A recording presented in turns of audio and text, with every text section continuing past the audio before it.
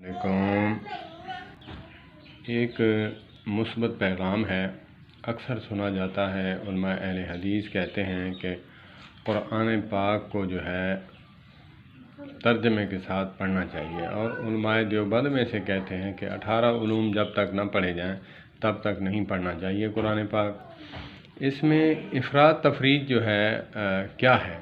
وہ یہ ہے کہ علماء دیوبند یہ کہتے ہیں کہ جو لوگ اپنی طرف سے یا خود قرآن پاک کا ترجمہ پڑھیں گے تو وہ ان کا گمراہ ہونے کا چانس ہے، کیونکہ قرآن پاک کی آیت کا مفہوم کا جو ہے مطلب مقصد جو ہے تفسیر وہ خود نہیں سمجھ پاتے جس طرح علماء سمجھاتے ہیں، تو اس کا گمراہ ہونے کا ڈر ہے۔ تو وہ اس نظریے سے کہتے ہیں، اور اہل حدیث علماء جو ہیں وہ اس نظریے سے کہتے ہیں کہ قرآن پاک جو ہے ترجمے کے ساتھ پڑھنا چاہیے، تاکہ توحید، سیرت جو ہے، قیامت، آخرت، جنت، جہنم جو ہے بندہ جو ہے وہ پڑھے دیکھے، اس کا لگاؤ رہے گا، دل لگے گا قرآن پاک کو پڑھنے سے۔ جبکہ ایک حرف پڑھنے پہ 10 نیکیاں ملتی ہیں، تو پھر جب ترجمے کے ساتھ تفسیر کے ساتھ پڑھے گا تو اس کو بہت زیادہ نیکیاں ملیں گی۔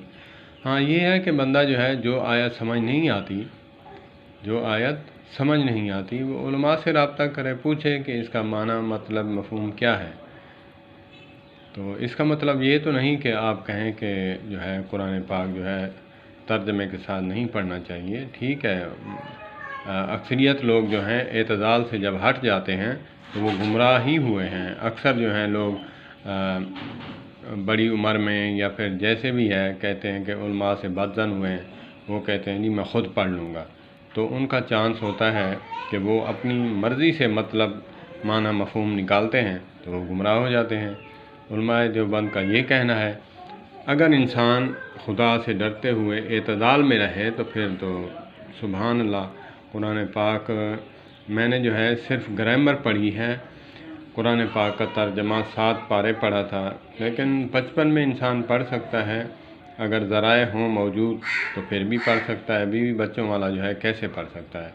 میں نے 7 سپارے پڑھے ہیں، جو لذت مجھے آتی ہے قرآن پاک پڑھنے میں، سبحان اللہ سبحان اللہ، وہ لذت جو ہے ناظرہ پڑھنے میں نہیں آتی تھی۔ جب ہم پڑھتے ہیں تو الحمدللہ سمجھ آتی ہے کہ الحمدللہ رب العالمین۔ جب انسان کو معنی، مطلب، مفہوم سمجھ آتا ہے تو الحمدللہ رب العالمین۔ عالم جو ہے ایک جہان، اور عالمین پورے جہانوں کا مالک، اس رب کی تعریف میں کرتا ہوں۔ مالک یوم الدین، اور مالک ہے اس یوم جزا کا، قیامت والے دن کا، مالک یوم الدین۔ ایاکا، خاص تجھ ہی کی مدد، تجھ ہی کی عبادت کرتے ہیں۔ ایاکا نعبد، عبد عبادت سے ہے۔ جب انسان ترجمہ پڑھتا ہے تو گرامر کے ساتھ اگر پڑھا ہوا ہے تو وہ پھر جو ہے اس کو لذت آتی ہے، کہ اس کو پتہ چلتا ہے کہ ایاکا نعبد و ایاکا نستعین، استعانت سے ہے۔ اردو میں بھی لفظ آتا ہے استعانت، مدد طلب کرنا، تجھ ہی سے مدد چاہتے ہیں ہم۔ ایاکا نعبد و ایاکا نستعین اہدنا الصراط المستقیم۔ ہم نہیں کہتے اللہ پاک تجھے ہدایت دے، اہدنا الصراط المستقیم، اللہ پاک مجھے سیدھی راہ پر چلا کر مجھے جو ہے استقامت عطا فرما، مزید چلنے کی توفیق عطا فرما۔ تو یہ تو قرآن پاک کی لذت ہے۔ انسان جو ہے اپنے آپ کو قابو میں رکھتے ہوئے قرآن پاک پڑھے، احادیث مبارکہ پڑھے، جو چیز سمجھ نہیں آتی علماء سے رابطہ کرے، علماء سے پوچھے کہ مجھے یہ حضرت مجھے سمجھ نہیں آ رہا، تو پوچھے۔ اگر گھر میں رکھا ہوا ہے مترجم قرآن پاک تو تفاسیر میں دیکھے، اس کی تشریح، تفسیر وہ دیکھے کہ اس میں کیا لکھا ہے عالم نے۔ تو اس میں تو کوئی ایسی بات نہیں ہے۔ اللہ پاک ہمیں افراط و تفریط سے بچائے۔ ہم ایک دوسرے پر جو ہے مسلکی تعصب میں آ کر ایک دوسرے پر جو ہے طعن و تشنیع کرتے ہیں کہ جی یہ قرآن پاک کے منکر ہیں علماء دیوبند، کہ جی قرآن نہ پڑھو گمراہ ہو جائیں گے۔ اصل بات یہ نہیں ہے کہ مطلقاً وہ کہتے ہیں کہ جو قرآن پاک پڑھے گا وہ گمراہ ہو جائے گا، اور علماء اہل حدیث جو ہیں وہ بھی اس لیے کہتے ہیں کہ ہر بندہ نہیں پڑھ سکتا، تو جو اردو تعلیم جانتا ہے، پڑھا لکھا ہے، ذوق رکھے، قرآن پاک ترجمے کے ساتھ پڑھے۔ اگر گرامر کے ساتھ نہیں پڑھ سکتا تو وہ گھر میں پڑھا ہوا تفسیر والا قرآن پاک پہلے عبارت پڑھے، پھر اس کا ترجمہ پڑھے، تو اس کا بھی ذوق بڑھتا ہے۔ اللہ پاک مجھے بھی عمل کی توفیق عطا فرمائے، سب مسلمانوں کو توفیق دے۔ والسلام علیکم ورحمۃ اللہ وبرکاتہ۔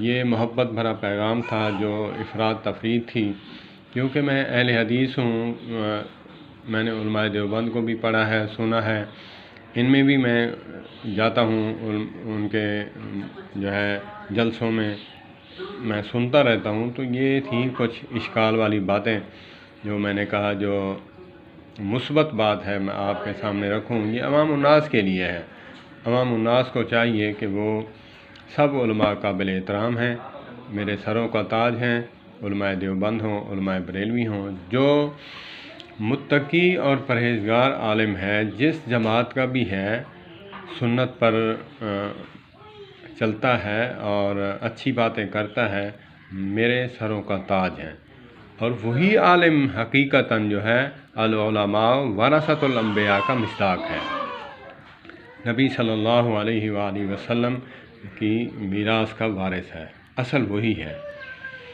علماء کا بڑا مقام ہے، ایک مجھ جیسا غیر عالم جو ہے وہ ساری رات عبادت کرے، اور عالم با عمل جو ہے وہ عشاء کی نماز پڑھ کر جو ہے وہ سو جائے تو وہ ساری رات اس کی عبادت میں شمار ہوتی ہے، اس کا سونا عبادت بنا، میرا ساری رات عبادت کرنا جو ہے اس کے مقابلے میں بالکل زیرو ہے۔ اللہ پاک ہمیں علماء کی قدر کرنے کی توفیق عطا فرمائے۔ والسلام علیکم ورحمۃ اللہ وبرکاتہ۔